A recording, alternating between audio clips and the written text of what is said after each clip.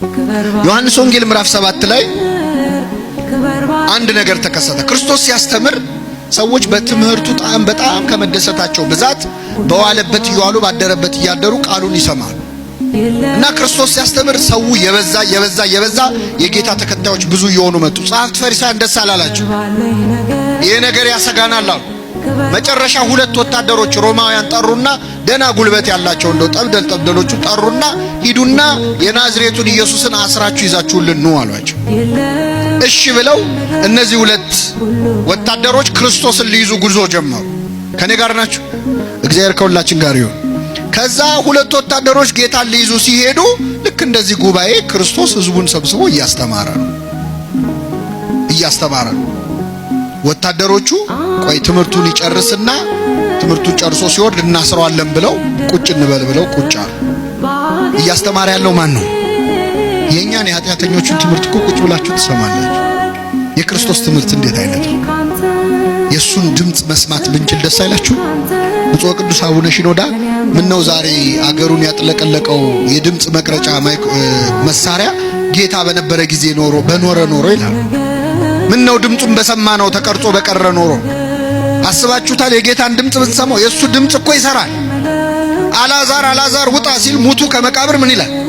ይወጣል። አቤት ድምጹን! ስንት በሽተኛ ፈውሰንበት ነበር እያሰማ እና ቁጭ ብለው የጌታን ትምህርት ህዝቡ ሲማር ሁለት ወታደሮችም አብረው ቁጭ ብለው ሲማሩ ትምህርቱ መስጧቸው ቁጭ ብለው ደስ ብሏቸው ትምህርቱን ጨረሱና ትምህርቱ ሲያልቅ ረስተውት ወደ ቤታቸው ሄዱ። የመጡት ምን ሊያረጉ ነበር?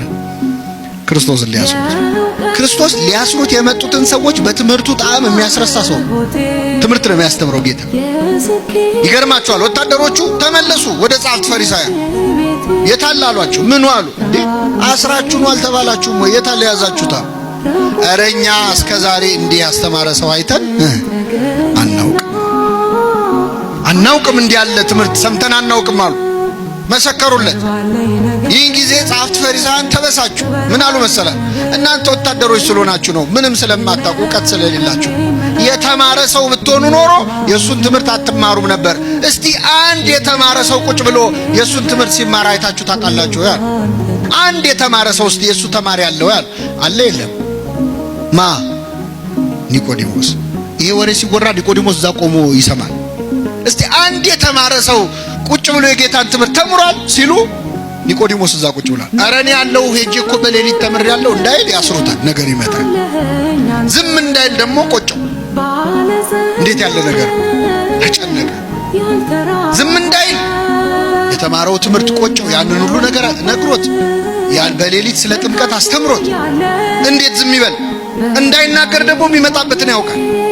ከዚያ ምን አለ? ሄደው ተምረው የክርስቶስን ትምህርት ሰምተው የመጡት ሁለት ወታደሮች ናቸው አይደል? እኛ ሄደን አልሰማንም፣ ባልሰማነው ነገር መፍረድ እንችላለን ወይ? ሕጉ እኮ አይፈቅድም ማለት ኒቆዲሞስ ብልጥ አይደለም? ቢያንስ ዋናውን ባያነሳ ትንሽ ስብሰባውን መረበሽም ጥሩ ነገር ነው አይደል? ይሄ ምን ማለት መሰላችሁ? በሃይማኖታችሁ አትፈሩ፣ በማተባችሁ አትፈሩ።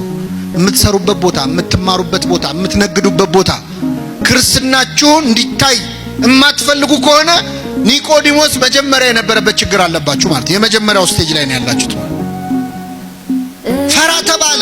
ደፍሮ እኔ እንዲህ ነኝ ማለት አቃተው። ብዙዎቻችን እንደዚህ ነን እኮ።